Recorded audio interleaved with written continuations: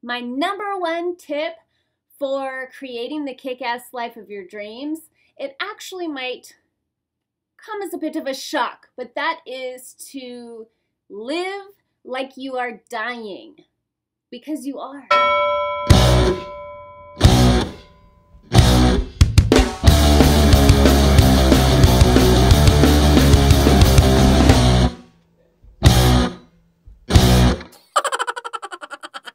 Hi, welcome to Kick-Ass Switch, putting the K in magic. I'm Joanna DeVoe, and you are watching a video about how embracing the reality of death can actually help you step into the reality of life and live, really live each and every single day. One of the things that I love the most about being a witch is that witches embrace the life-death life cycle that is a part of everything. And as far as I know, there has never been a human being who has outsmarted death. This life here on the planet, in this incarnation, it has an expiration date.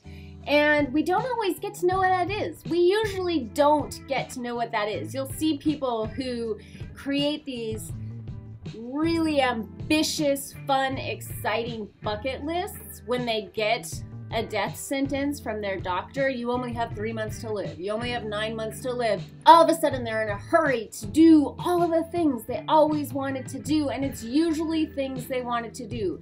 Traveling with their family, spending time with their loved ones. It's not so much like, and now I have to buy a Ferrari and get hair plugs and get a facelift. Those aren't usually the things that you find on a person like that's bucket list. And I think that there is a profound message in that.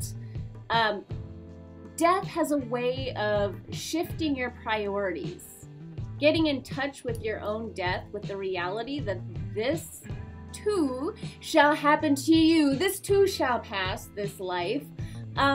It has a way of getting your priorities in order. And I was really inspired to talk about death because of the upcoming moon in Scorpio. My personal moon is in Scorpio. This weekend marks my anniversary as a witch, so I'm really excited about that. I wrote a very long blog post just on pure excitement about this and how the way to harness death and create the kick-ass life of your dreams out of the aha moments that creates is to really feed your moon.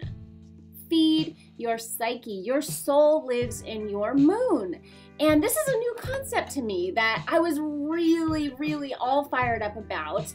I heard Ann Ortelli talking about this. It might be her original idea, actually. It came off like that during her most recent weekly weather report, and I rewound and listened to that over and over and over again. It got me so excited about this idea.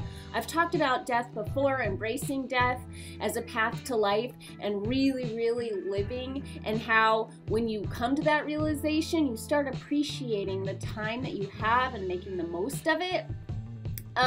But I think it bears repeating again. This is something that is good to remind ourselves of. It's good to follow the wheel of the year, because when you get into the time of Scorpio, that time during the winter transition when, you know, Scorpio, the Scorpios take over, Samhain, Halloween, November, that is a time of death and dying, and a lot of people honor the dead around that time and celebrate the dead. And for me, that was a real paradigm shift, learning about that. And so it's kind of fun that we get this Scorpio moon in the spring, which is all about life. But really, when you think about it, they're just two sides of the same coin, and it's fully appropriate to be thinking about that at this time. And just, I think this would be a good moon to do some releasing work.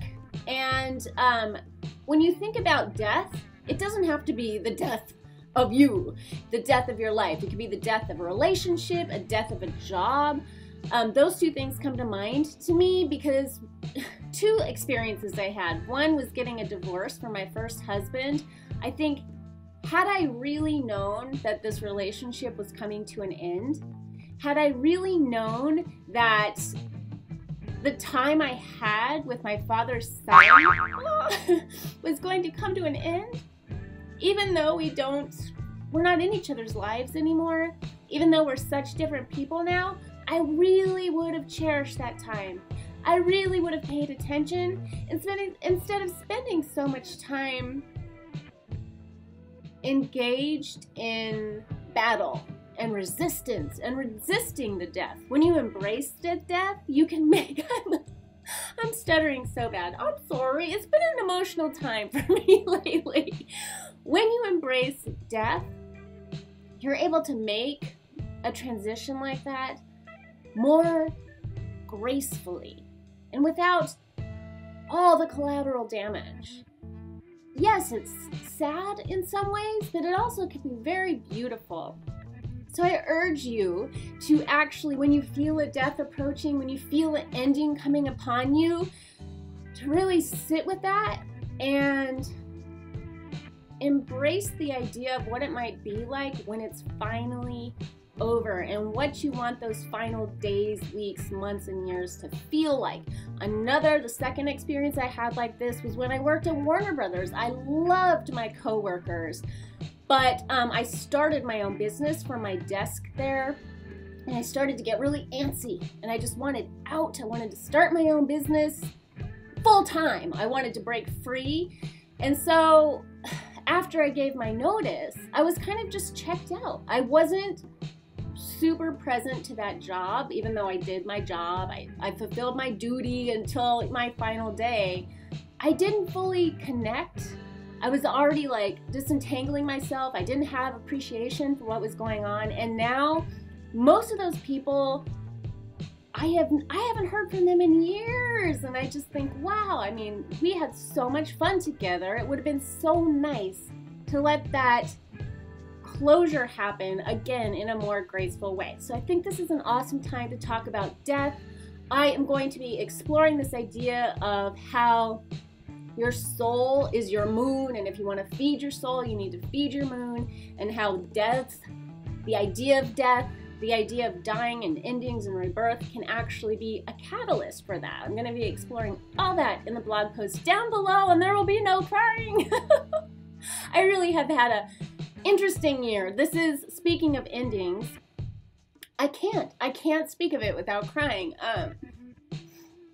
This has been the hardest year for me of my son's life. He's happy, everything's great, but this is the year where the school system stops supporting him and he kind of gets kicked out. He's an adult officially, and it's been so much red tape and such a roller coaster ride and a lot of sadness, and this ends for us June 9th. So I have my own big ending that it's just been really challenging, and I've tried to be very, very present too. So for me, I'm going to be doing a lot of work around this for the Scorpio moon. This is so unprofessional.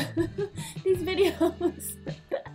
Look at my background. It's all white now. I've made all these changes. I don't care. I'm gonna post this. I don't care what it looks like, because this is authentic. This is me. This is how this is touching my life.